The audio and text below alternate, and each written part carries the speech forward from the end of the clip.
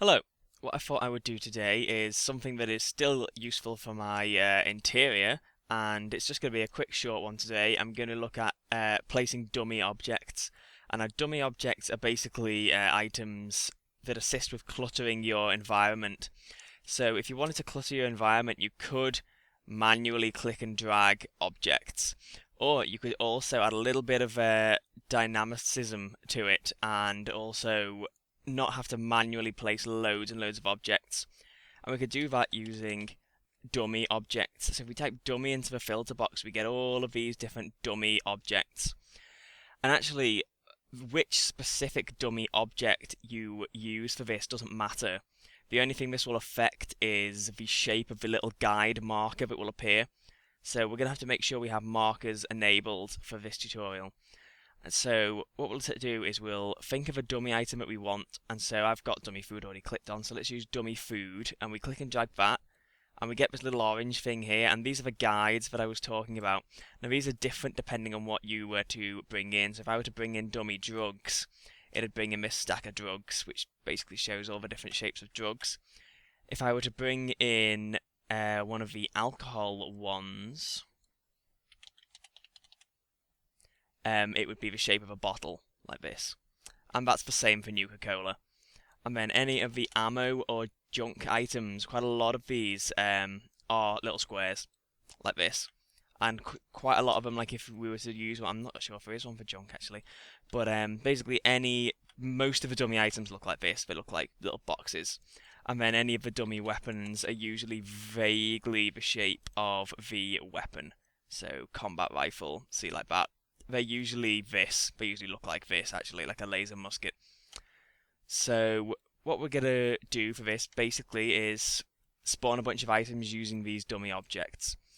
Now these won't have any physics, so we can't enable Havoc Sim, so we'll have to place any of these manually. And your best bet is to place them slightly hovering, but just only slightly, because otherwise they could clip through the furniture when the game actually loads them. And also bear in mind, oh well, I'll explain that in a second. So basically to get these to display an item, because at the moment they're not going to be displaying any item at all, we double click to bring up this reference, and we're going to go over to leveled item, and we're going to basically select a level item from this. Now this won't show up anything at first, so we need to clear out this dummy. And it's going to bring us up now a list of any leveled lists which have food in them. So I'm going to go for food packaged. In fact, I'm going to go for food packaged without one of these underscores, because these underscores represent the chance that nothing will spawn. And so for tutorial purposes, I want something to definitely spawn. And I'll just show you there what it is we are spawning in. It's one of these leveled items. So I went for food packaged here, so it will now select any one of these packaged food items and will spawn it in the place of that little marker. And the chance none is 0, so one will definitely spawn. And for example, some of these dummy items, like Nuka-Cola, have an 80% chance of not spawning, so if you were to select Nuka-Cola, there's a pretty good chance you won't get anything at all. So we'll do one for drugs as well, and fortunately dummy drugs already has a dummy. And alcohol won't have one, so I'm just going to delete that and just get the filter up for alcohol. Pick some alcohol, and here we'll do a combat rifle, but we can spawn anything there at all. So we'll go for LL combat rifle auto, so that'll spawn an automatic combat rifle of some variety. And now this one here, which I'll demonstrate, because this is meant to be ammo gauze rifle, but we can spawn absolutely anything we want. Although obviously, if we're spawning anything we want in these box ones, we do have a chance that it will clip through the furniture slightly, so I'm going to spawn some tiny junk. Save. And really that is all we do, and we can place basically as many of these as we want in our interior and select from a leveled list, and we can clutter nice and dynamically. So if I was wanting to fill this place up with food, I could go to the magic potion section and look up loads and loads of Salisbury steaks and place those in, and then I'd think, well, I fancy putting some sugar bombs.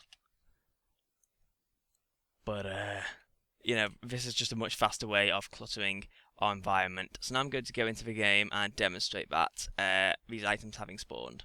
Okay, so we're in my interior, and we can have a look at what has spawned. We can we can see we can see this vodka, which has unfortunately been too tall for the shelf. The small junk that spawned was a bottle cap. The drugs were mentats. Some Blamco mac and cheese was spawned in the place of food, and an automatic combat rifle was spawned where I said automatic combat rifle. So that is basically that. That is a good way to sort of dynamically cluster your interior. So hopefully that was clear. Hopefully that was good. Thank you for watching, and goodbye.